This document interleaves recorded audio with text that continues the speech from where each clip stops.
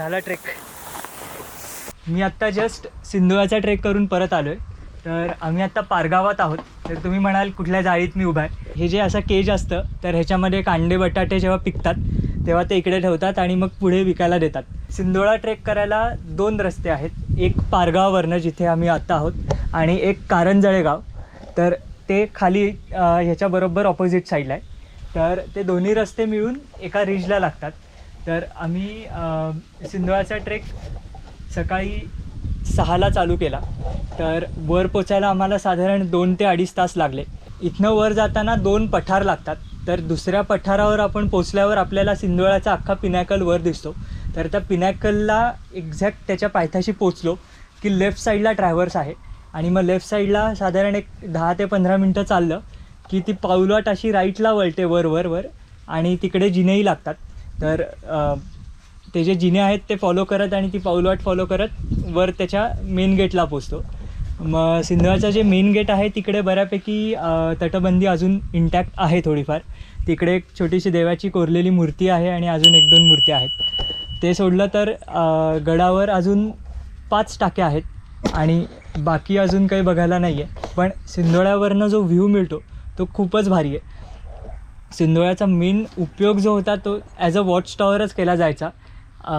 हा जो जुन्नर गावातनं कल्याण गावातला जो मार्ग आहे वाया नाणेघाट त्याच्यावर लक्ष देण्यासाठी ह्याचा वापर केला जात असेल. तर ह्या गडावरनं बाकी बरेच गड दिसतात. तर मेन प्रॉमिनंट गड म्हणजे हरिश्चंद्रगड. तर खिरेश्वर आणि पिंपळजोग डॅमचे अख्खी साईड कंप्लीट इथनं दिसते त्याच्या मागच्या बाजूनी गडाच्या. मग हे जर सोडलं तर चावंड, हाडसर, ढाकोबा, निमगिरी, हनुमंतगड हे सगळे गड दिसतात. हा हाफ डे ट्रेकसाठी खूप छान आहे आणि साधारण तुम्हाला मॅक्स टू मॅक्स जाऊन यायला एक अराऊंड 5 तास लागू शकतात. कंप्लीट वरचं फिरून सगळं धरून जर म्हणायचं झालं तर. आम्ही वर पोचल्यावर 9:30 वाजता ब्रेकफास्ट केला आणि ब्रेकफास्ट केल्यावर गडाच्या मागच्या बाजूला गेलो जिथनं हरिश्चंद्रगड दिसतो. तर ती साईड बघून मग आम्ही खाली उतरायला लागलो. तर खाली उतरायला काही फार वेळ नाही लागला. पण आता ऊन खूप वाढले त्यामुळे थोडं गरम जास्त होत होतं. पण सकाळी चढताना अगदीच प्लेझंट वातावरण होतं आणि सनराईजही खूप छान दिसला. तर मी नक्कीच रेकमेंड करीन हा ट्रेक. तुम्हाला हा व्हिडिओ आवडला असेल तर मला नक्की सांगा.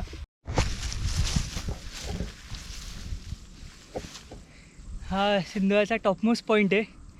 हा जो पोल दिसतो त्याच्यावर ॲक्च्युली झेंडा आहे तो आता उडून गेला आहे काही कारणानुसार. तर इथे आता मागच्या साईडला चाललो आहे जिथनं हरिश्चंद्रगड दिसतो. मी कायम जेव्हा हरिश्चंद्रगडला जायचो ना तेव्हा मला कायम प्रश्न पडायचा की सिंदोळ्यावर लाईट कुठे आहे. तर हा एक अख्ख्या गडावर एकच लाईट आहे रँडम जो रस्त्यावरनं दिसतो किंवा खिरेश्वरच्या वाटेच्या इथनं दिसतो. तर त्याला बॅटरी बॅकअप दिला आहे त्यांनी.